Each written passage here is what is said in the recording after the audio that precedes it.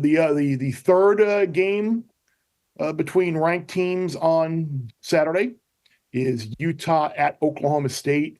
The Utes are what? I think we're looking at 2.5 now, maybe with the Utes in Stillwater. I think is where we are. Cam Rising will be back.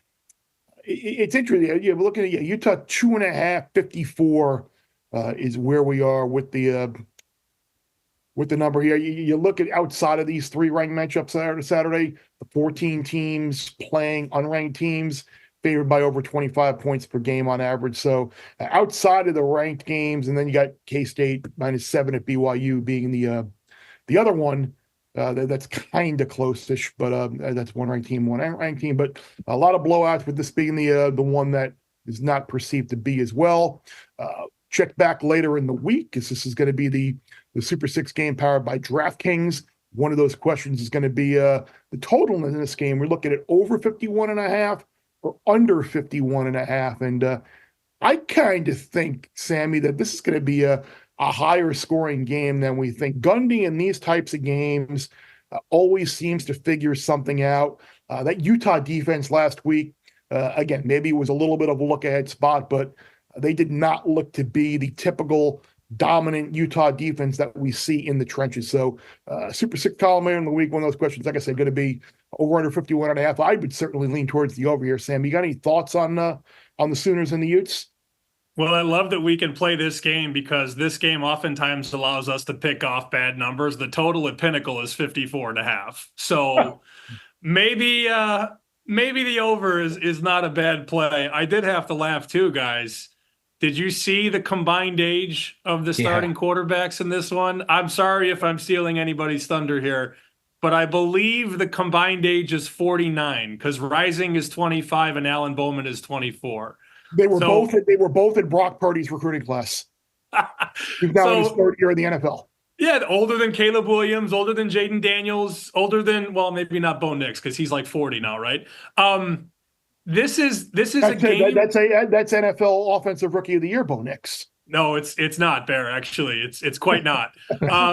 You should get efficient offense. Here's my concern. My concern is Rising isn't 100%. And obviously, we saw him miss last week. And did the boys sweat that one out or what? 21.5, 21, 20.5. Utah still tried to screw us all, but we got there with Utah State. We had the information. Geoff had it Tuesday. We confirmed it on Wednesday. That was great. If you watched our show on Wednesday, you were able to take 20.5 on Utah State, and that line got down to about 18. Wilson's younger brother pushed the ball a lot. Utah played really well, but Utah gave up a lot of points to Utah State. How about Utah State not scoring against USC and then, getting to the 20s against Utah? That's, to me, I think it's lazy to think that this is a traditional Whittingham team. It's never easy to go into Stillwater and play well. That place is going to be out of control. Lean to the over. In the pick six contest, I'll go over 51.5 at that point. I like Oak State. I think it's a free roll because, like Sammy said, who knows if Rising's finger is healthy, and that's a serious injury. I mean, that's not serious injury, but when you're talking about a quarterback and his middle finger or ring finger, like either way, that's a major concern. And to me, it's a free roll. If that finger is an issue, you got a great bet on Oak State. If he's fine, then you know what? It's a toss-up. So to me, I'll take the points with the home dog.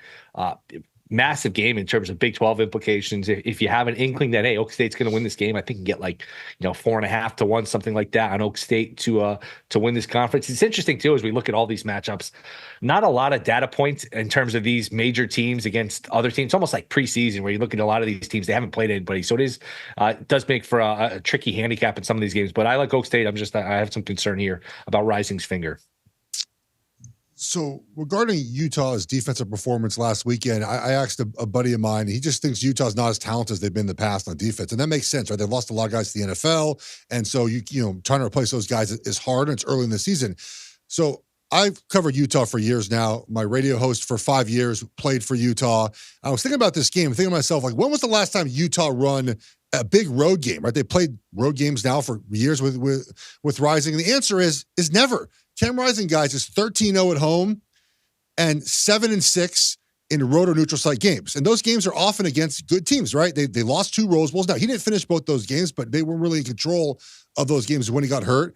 He lost at Oregon. To your point, Jeff, Yeah. last 9 games away from home versus ranked teams, they're 2-7. Yeah. And the 2 game against USC. Yeah, and the one year they beat USC, I think that was a 4-win USC team eventually, right? So I don't know if Right. those, if like that was the last And then the Hilton year. Pac-12 title game. And they haven't played as well on the road. And my explanation for this is kind of simple: is they do not generate explosive offensive plays via the pass game very often. And when you're playing on the road, you cannot dink and dunk. You cannot go into Stillwater and have 12 play drives each and every time to score points. You have to be able to generate explosive pass plays to sort of mitigate the crowd noise, right? And the momentum or confidence of the opposing team. And so they don't do that well enough. And it's evidenced by Cam Rising in those losses, guys, has only 9 touchdown passes in 6 games. So like that to me is a problem. And they still don't have that answer right now. I mean, Brent Keithy's that guy, I guess. He's a tight end, right? We don't view tight ends quite often as the only way to generate explosive plays in offense. So I have Oklahoma State here. I love the Utes. I love what they stand for. But for some reason, they don't win these big road, What do they stand for, road Jeff? games. Physicality and winning the trenches. I will choose teams like that every single time, but they just don't win these games. I don't have a better way to handicap this than saying there's now a pattern of them going on the road to play ranked teams and things combusting at the very. They went into Florida a couple years ago. I mean, again, missed tackles, turnovers. They went to Oregon a couple years ago. Bo Nix was hurt. They couldn't beat Oregon, so they just sort of don't play as well on the road. Bear Bets full episodes drop twice a week right here on the Bear Bets YouTube channel. Remember to subscribe to stay ahead of the odds, and let's celebrate all of our wins together.